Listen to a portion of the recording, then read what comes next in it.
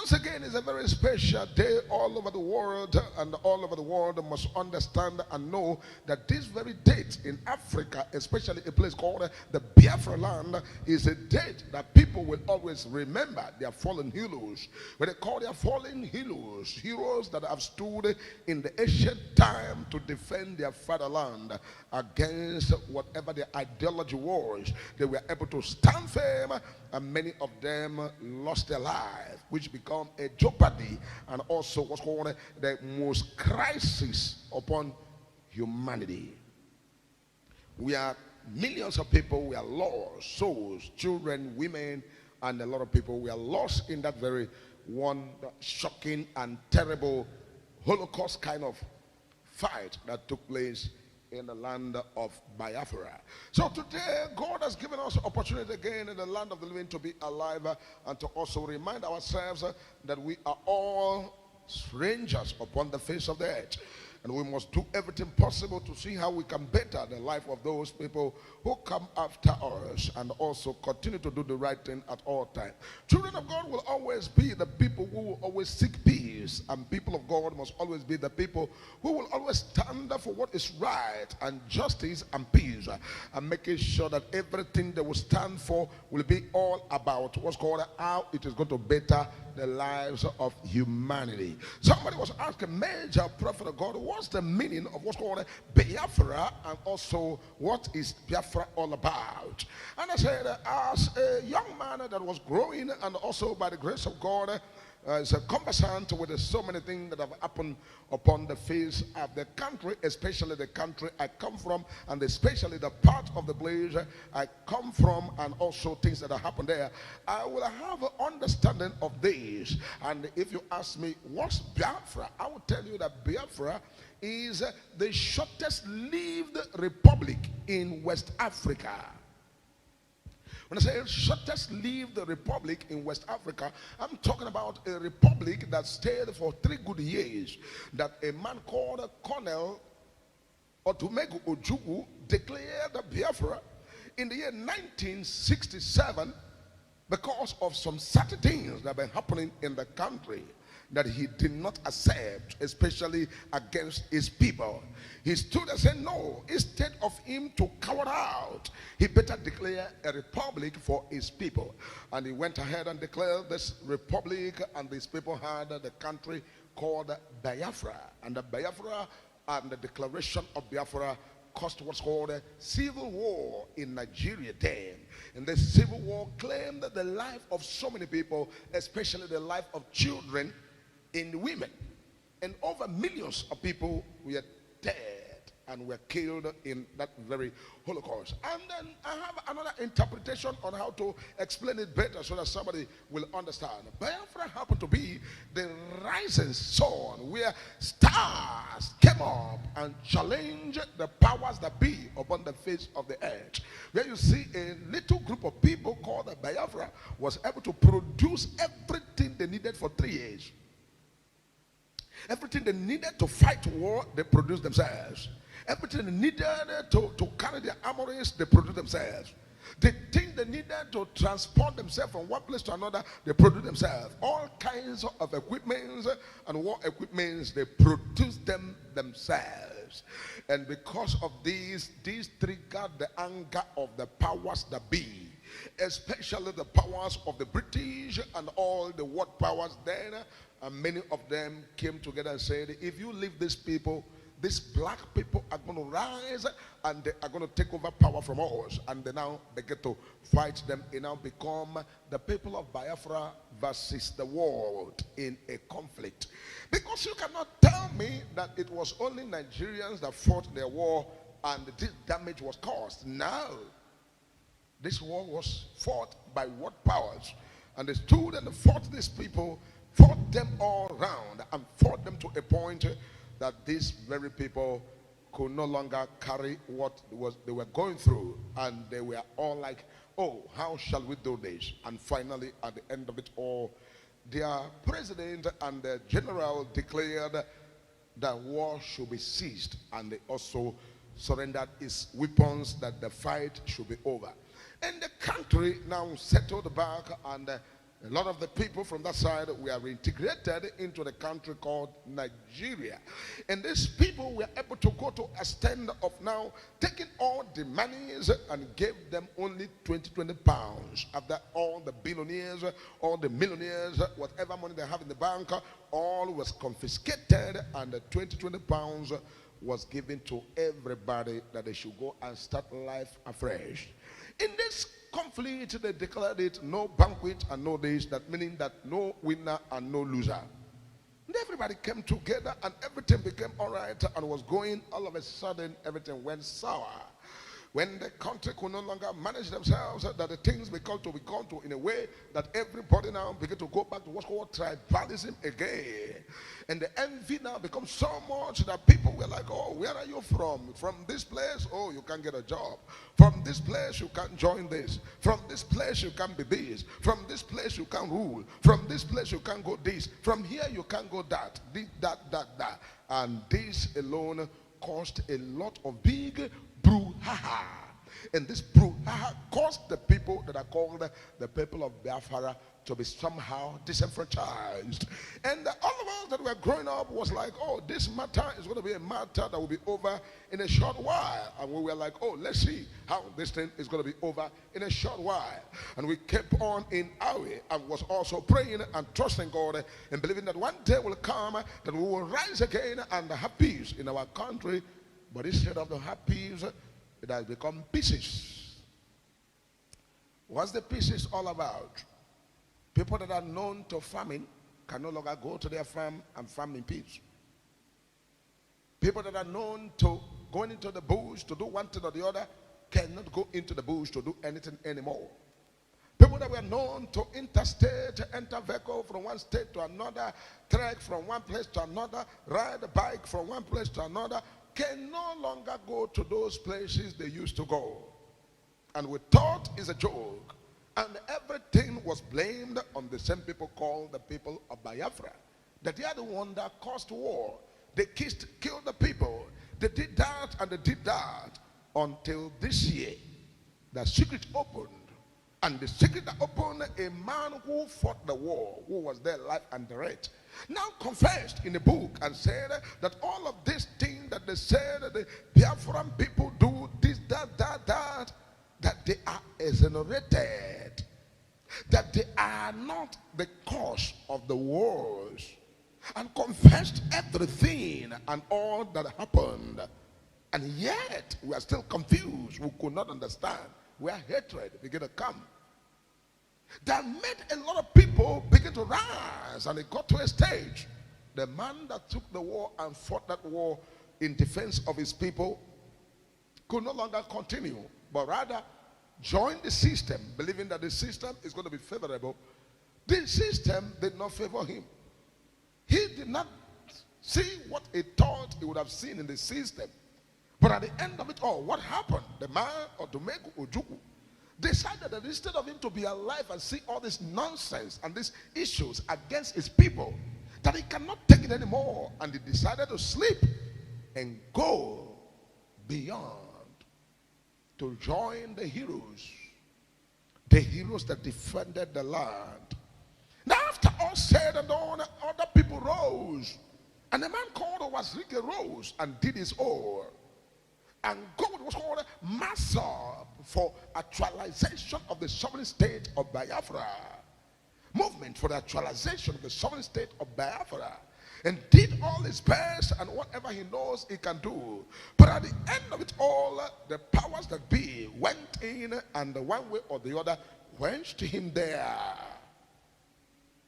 And everybody loosed hope. And the people who are witness of all that happened, they said, no, this thing cannot just die like that. This matter is an ideology and it's a place and it's a belief of the people that people believe and see it that way. It's not something they can easily drop like that, except what's called a proper agreement is made. And a young man from the heart of Biafra land, right there in Ibegu, straight away, right there to a place called Abia State, rose up, called Mazi Namundi Onyobioma Kano. rose up and said, no, I cannot take this. I want my people to actualize the shortest lived republic called Biafra. What happened to their currency?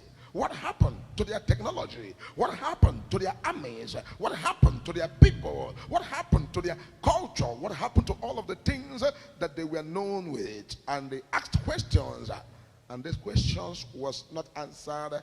And the young man took up his microphone and took up his telephones and took off his iPad and took off his table and took off his iPhone and took off the tablet and went on air and began to talk to his people, to orientate his people.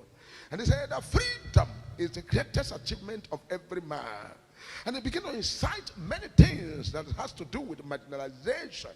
But I'm major prophet. I don't like to blame any tribe. I like to blame all these things to people who are in hem of affair, who did not sit down and agree on the right way for everybody and children yet unborn. And this man pushed and pushed and pushed and pushed, and the time came, he was somehow wanted to be completely silenced. But you know, the truth can never be silenced. You can only attack the truth, but you cannot silence the truth. Man sitting on the corner stood up with the Biafra and began to, educate his people and begin to open the eye of his people and begin to tell them that this world we are is not the way we think it used to be. Because we think that the world is a place you come and you suffer. Whatever you want, you cannot get it. You struggle and struggle. Hunger will kill you. And at the end of it all, you bide and you go. He said it's not like that. That he has tested many and have traveled abroad and have seen things that a child can actually be born and taken care of by the government. That there's no issue of somebody is a big man and this one is a small man. That all the capability of every individual is dependent on your strength and what you can do or what you cannot do. That is not dependent on how much was embezzled and how much was taken away and your father was not among the people who embezzled the money. That you can actually fulfill your dream if it's a working society where everybody is equal, a place where everybody can be regarded as a human being and not treated as if they are animals. And because of this, the powers that be said, how can somebody come up with this that we have silenced already?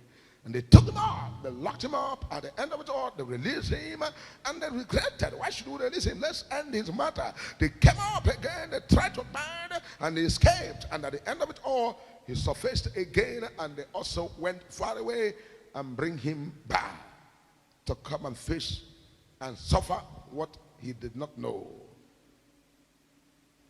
But thanks be to Jehovah God who made the heaven and earth, who never fail nor disappoint, that understand what's called the meaning of the place called Biafra and what it all stands for.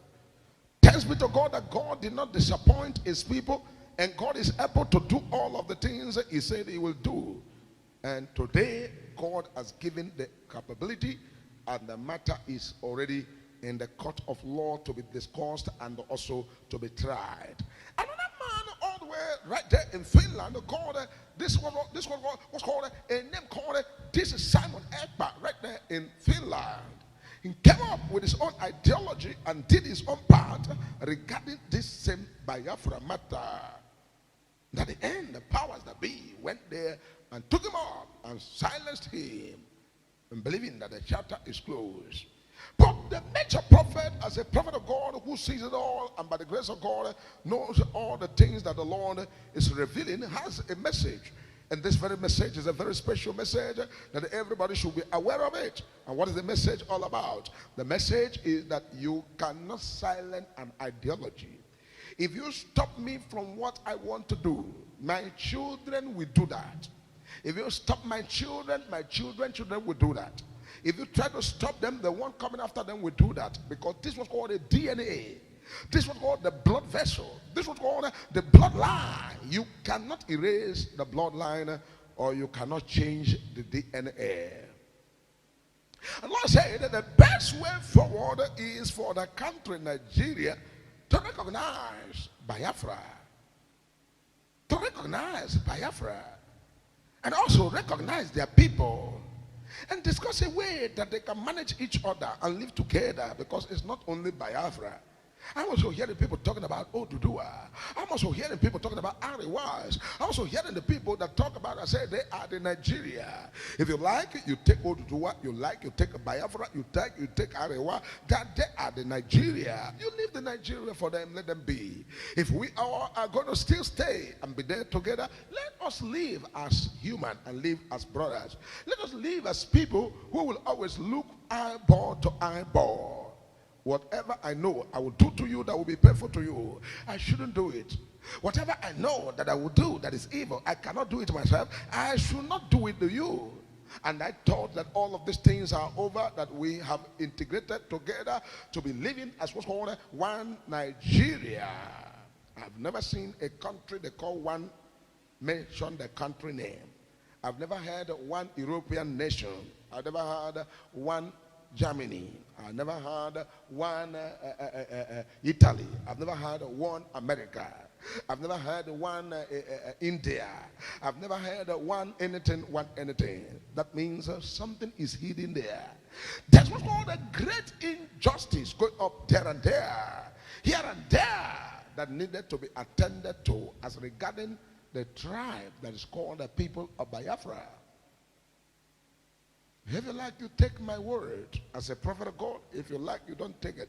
But if this matter is not settled amicably, it will never ever quench them. The matter will never stop. Biafra must continue to prevail, and at the end of it all, we come back to live as a republic of its own. I'm giving you as a prophecy, and that is must.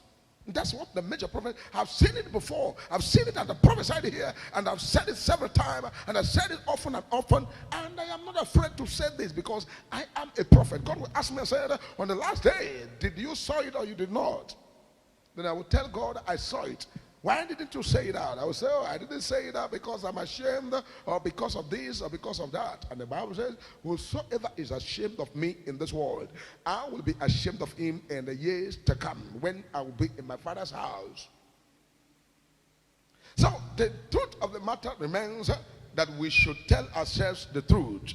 Are we together or we are against each other? Are we one or we are scattered? And I begin to look at everywhere, and I begin to see that it is time that people struggle only for power. And I said, if it is only for power, let us continue to see whether the power will change. And I thought we have gotten it right when we entered the civilian rule in 1999. President Olusegun Obasanjo. We thought everything is going to be okay and perfect. And before we know it, what the dollar used to be, all of a sudden it went up. All of a sudden some certain things begin to happen and happen and happen. At the end of it all, I said this time around, it is going to inculcate the people of Biafra in fullness. Instead of that to happen, the power was moved to the north. And a man called Yaradua came in with a good heart, a man that is detribalized, a man that is ready to move the country forward, a man that is concerned about what is best for everybody. He left the price of petroleum where he found it and did not do otherwise, but came up with ideas on how to manage the country and take us to next level. And the powers that be say, no, this is not what we want for these people. It's better we take him out. And the Yaradua was taken out by all means. And we cried and said, we thought a man who is detribalized, and a man who understands the governance is right there. What are we going to do? We want to cry. We want to hold ourselves and shake ourselves. And we begin to cry, oh, to a point. They never told us the truth, whether the man is dead or the man is still alive. They hid everything from us. And we were here crying. We have a president, but the president is not on seat. We have a president, but the president is not available. We have a president, but the president is outside the country. We have a president, the president is on the sick bed. Little did we know that that will lead to bigger sick bed. Moved on from that, and all of a sudden, all that happened, and played out, and we went out from that place, and we moved straight away to what's called Goodluck Ebele, Jonathan, president. And we thought, oh, yeah, this time around the things are going to be okay. Things look as if it's going to be okay. But all of a sudden, things begin to coalesce. things began to go up, and things were like, oh, let's see. And all of a sudden, there was a movement all over the place, a rioting here and there, a protest here and there, a people from here and there, a tribe from here and there.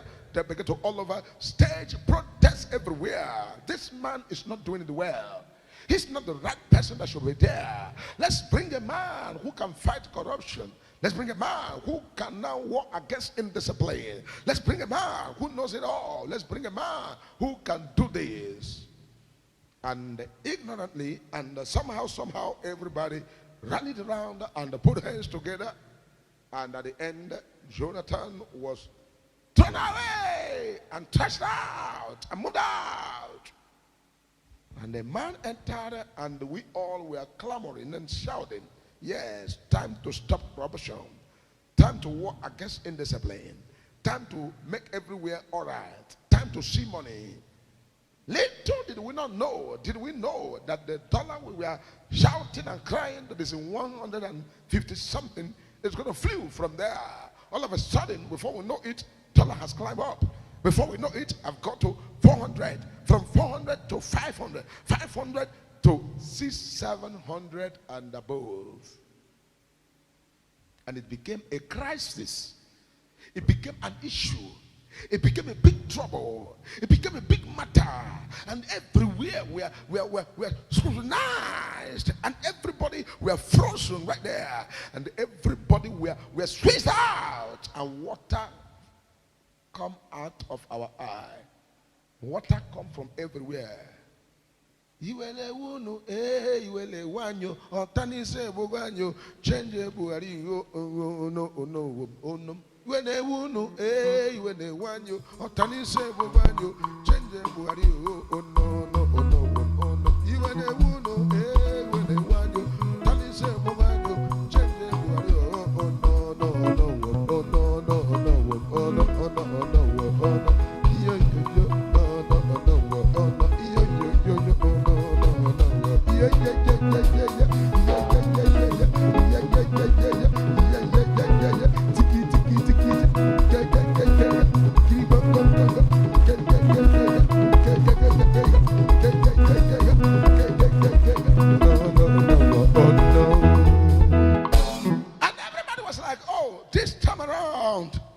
we must do everything possible.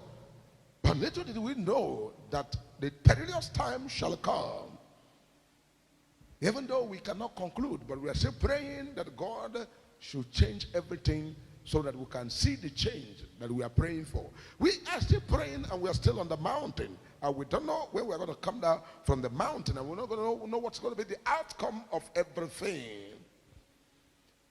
Major prophet is not bringing all this history for bringing sake, but major prophet, I'm bringing all this history because of what's called the people of Biafra, my fatherland, where I grew up and saw things and how things supposed to be. That by now we ought to begin to compete with all the world powers. We ought to now begin to now produce things that will shock the world. By now we ought to be the best in engineering, the best in mathematics, the best in technology, the best in everything that needed to be discovered on the face of the earth.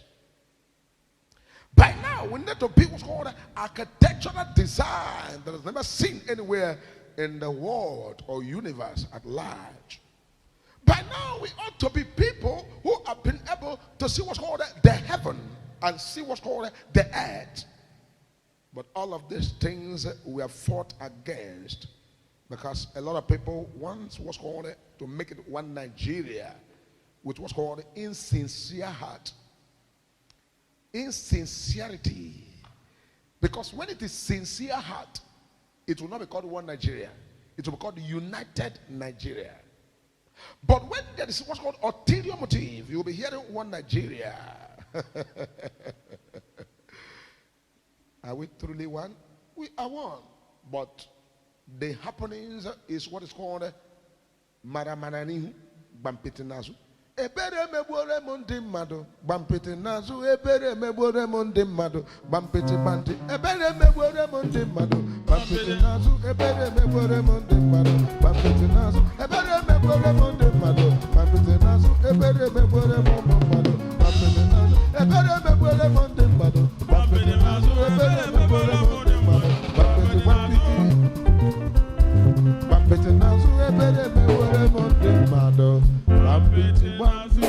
Because this is what's called the meaning of Biafra. And a lot of youth of nowadays have looked up to their politicians. Politicians betray them. How do you describe that a state that is receiving about 30-something billion in a month cannot have what's called critical infrastructure? A state that is having what's called 50 billion and above in a month cannot have power or steady electricity. How do you say that a state that is having what's called several billions as allocation to them cannot create employment for their citizens? And the people have seen all of these things, and people are troubled and worried, and everybody is looking for the Messiah that God is going to use to remedy the people, the black people, and especially the people, Biafra people, from this very menace. Because a wise man cannot condole injustice, cannot condole foolishness, cannot condone marking time, cannot condone shame, cannot condone frustration, cannot condone marking time without moving forward. Right now, we are still in the game. And there's a promise and there's a hope that there's going to be a change. But Major Prophet, I have not seen the change. I have to be honest. I have to be sincere. Major Prophet, I'm waiting for this change where we cannot see that youth are employed. If it got to a point that even me as a man of God can out of the altar move and start creating little employment to get people employed and gainfully employed, to get something doing. Even as a man of God, that my duty is to only stay indoor and pray prayer, and now moving off my hook to do little things for people to get employed. Then what is the excuse that a politician is given to me? What's the excuse that the people on the hem of Africa are given to me? What's the excuse that the people who are on top and also privileged are given to me? The excuse to me is a crap. This was called a trash excuse. You can't give me such excuse. The only excuse that Major Prophet can take is when you tell Major Prophet of God that, oh, you have done your best, and the people refuse to do. Then Major Prophet can hear you. But nothing is done, and you want Major Prophet to hear you. Major Prophet will not hear. And so that is why I said, my own time, God will show us mercy. In our own time, God will make a way where there's no way.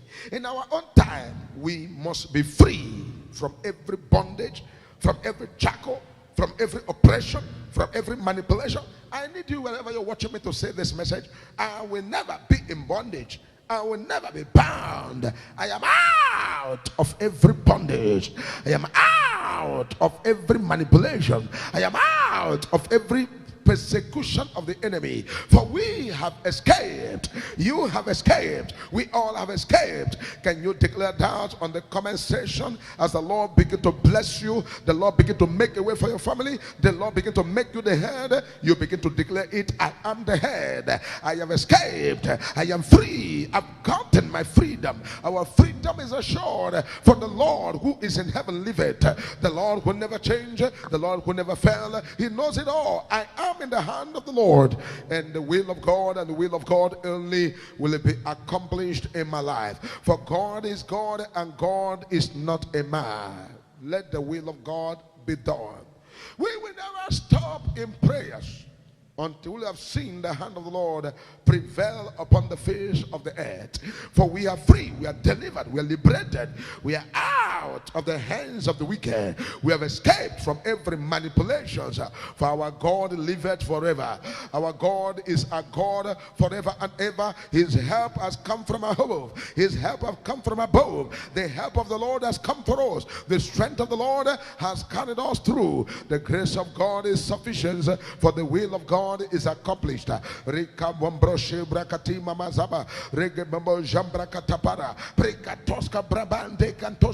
Evil will never rule the good things. Righteousness will exalt a nation. And whatever reproach is a reproach. I decree and I declare the righteousness of the Lord will see us through in the mighty name of Jesus Christ. Let the glory of God, let the grace of God, let the love of God, let the power of God, let the presence of God, let the mighty hand of God prevail in your life and prevail in all our lives. That which God has destined for us, no man shall take it away. No power shall take it away. Because of this, I have seen what's called the pillars and the people who are called the brightest and the rising sun of the world, or with Africa, in West Africa. The very short republic, Biafra,